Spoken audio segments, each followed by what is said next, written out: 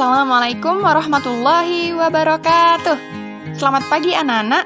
Jumpa lagi dengan Ibu dalam pembahasan materi terakhir untuk semester 2 ini, yaitu buku fiksi dan non-fiksi.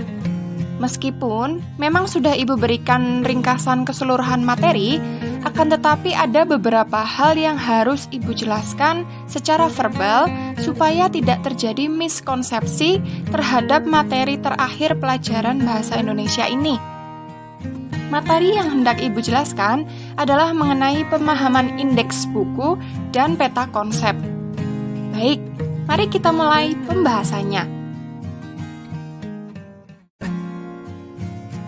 Pertama adalah mengenai indeks buku. Apa sih indeks buku itu? Indeks buku adalah daftar yang digunakan dalam sebuah buku non-fiksi untuk mencari istilah ataupun nama penulis sesuai dengan halaman yang tertera. Maksud dari istilah adalah hal-hal yang berkenaan dengan materi yang disampaikan pada sebuah buku. Misalnya, buku tersebut adalah buku tata bahasa Indonesia. Nah, dalam indeks buku akan dimunculkan berbagai istilah tentang tata bahasa Indonesia dan juga halamannya. Misalnya, frasa, klausa, sintaksis, dan sebagainya. Akan tetapi, akan berbeda jika buku yang dibahas adalah mengenai topik yang lainnya.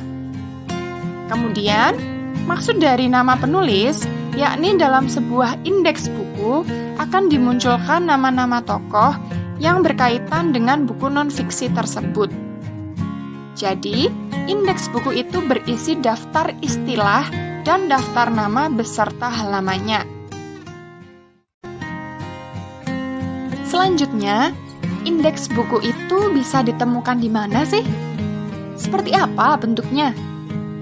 Nah, sehubungan dengan yang telah Ibu jelaskan sebelumnya, indeks buku terletak pada akhir suatu buku non-fiksi. Indeks buku disusun berdasarkan abjad. Jadi, mulai dari abjad A sampai dengan Z, urut sesuai dengan istilah apa saja atau nama penulis mana saja yang tertera atau dibahas dalam suatu buku. Indeks buku, seperti yang telah Ibu paparkan, berfungsi menginformasikan halaman suatu kata, istilah, atau nama penulis yang dapat memudahkan seorang membaca untuk mencari keterangan tersebut. Nah, anak-anak, berikut ini jenis dari indeks buku. Indeks buku dibedakan menjadi indeks subjek dan indeks penulis. Indeks subjek sama dengan indeks topik atau indeks istilah. Di dalamnya berisi istilah-istilah atau kosakata yang sesuai dengan bahasan dari sebuah buku. Contoh indeks subjek seperti pada gambar sebelah kanan ya anak-anak. Di sana terdapat berbagai istilah mengenai tata bahasa, seperti cara artikulasi, ciri suprasegmental, dan atau, definite, deiksis, dan sebagainya. Di situ Ibu mengambil contoh indeks subjek dari buku Tata Bahasa Indonesia. Sedangkan contoh di sebelah kiri adalah indeks penulis. Di dalamnya berisi nama-nama penulis yang berkaitan dalam sebuah buku non-fiksi. Berkaitan dengan indeks, ada hal yang anak-anak perlu ingat, bahwa tidak semua buku menuliskan indeks secara terpisah, yakni indeks subjek dan indeks penulis. Tidak sedikit menuliskan indeks buku yang mencakup keduanya sekaligus, subjek dan juga penulisnya. Dengan demikian, tidak perlu risau jika ditemukan indeks buku yang berisi istilah sekaligus nama penulis pada suatu buku non-fiksi. Jadi, sekali lagi Ibu sampaikan, indeks buku hanya terdapat pada buku non-fiksi. Gitu ya anak-anak? Mari kita lanjutkan pada pembahasan kedua, yaitu peta konsep. Peta konsep adalah suatu gambar yang memaparkan struktur sebuah konsep. Konsep apa saja sih yang boleh digambar menjadi peta konsep? Nah, baik buku fiksi maupun non-fiksi dapat dibuat gambar peta konsep anak-anak? Yuk kita bahas lebih lanjut. Peta konsep dapat digambar untuk membahas suatu topik fiksi maupun non-fiksi. Hal tersebut dikarenakan peta konsep digunakan untuk memberikan gambaran terhadap suatu konsep. Peta konsep tidak hanya sekadar gambar, tetapi menghubungkan antar konsep.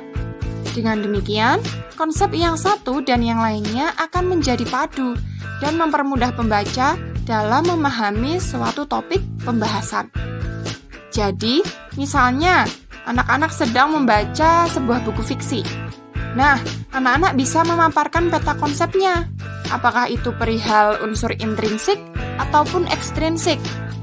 Kalau intrinsik berarti anak-anak bisa membuat peta konsep mulai dari judul karyanya, kemudian diberikan anak panah yang merujuk pada unsur-unsur di dalamnya, seperti tokoh, latar, alur, dan sebagainya. Kemudian, bagaimana jika buku non-fiksi, Bu? Baik, untuk buku non-fiksi dapat digambarkan dengan mendaftarkan bab dan subbab yang ada dalam buku tersebut. Pun juga dapat didaftarkan istilah-istilah yang bisa menjadi kata kunci pada suatu pembahasan buku non-fiksi. Dengan demikian, baik buku fiksi maupun non-fiksi dapat digambarkan peta konsepnya. Bentuk peta konsep dapat berupa skema atau ringkasan, kemudian mendaftar bab ataupun subbab, ataupun keduanya, dan bisa juga perincian subbab dan istilah. Nah, anak-anak, berikut adalah contoh peta konsep dalam bentuk skema atau ringkasan. Dalam contoh tersebut, Ibu langsung fokus ambil contoh skema dari alur sebuah cerita fiksi. Mulai dari perkenalan cerita, pemunculan konflik, klimaks, penurunan, hingga penyelesaian. Contoh tersebut hanya Ibu ambil satu bagian. Sedangkan biasanya dalam soal itu bergantung perintah yang diminta atau ilustrasi yang diberikan. Jadi, silakan anak-anak lebih cermat dalam mendata bagan peta konsep bentuk skema atau ringkasan. Selanjutnya, bentuk peta konsep rincian. Ibu ambil contoh rincian dari suatu buku non-fiksi. Pada contoh sebelah kiri adalah bagan peta konsep yang menempatkan judul pada posisi tengah atau sentral. Di sekitarnya adalah mengenai bab apa saja yang dibicarakan suatu buku. Dalam hal ini, contoh yang Ibu berikan adalah buku Rencana Pembelajaran Bahasa Indonesia. Ada berbagai macam bab, seperti mengenai perkembangan bahasa, ejaan, diksi dan gaya bahasa, kalimat efektif, hingga pengembangan paragraf. Melalui bagian itu, masing-masing masih bisa dijabarkan lagi dengan mendaftar istilah maupun mendaftar subbab dari sebuah pembahasan. Kemudian, untuk contoh sebelah kanan adalah bagan hierarki. Maksudnya hierarki adalah bentuk bagannya sesuai urutan tingkatan paling atas hingga ke perinciannya. Jadi, judul buku diposisikan paling atas. Untuk anak dari judul adalah bab-bab yang ada dalam suatu buku. Perinciannya lagi ada di bawahnya, yakni mengenai subbab-subbab yang dibicarakan dalam sebuah buku. Dalam hal ini, contoh bukunya adalah Pengkajian Kritik Sastra Indonesia.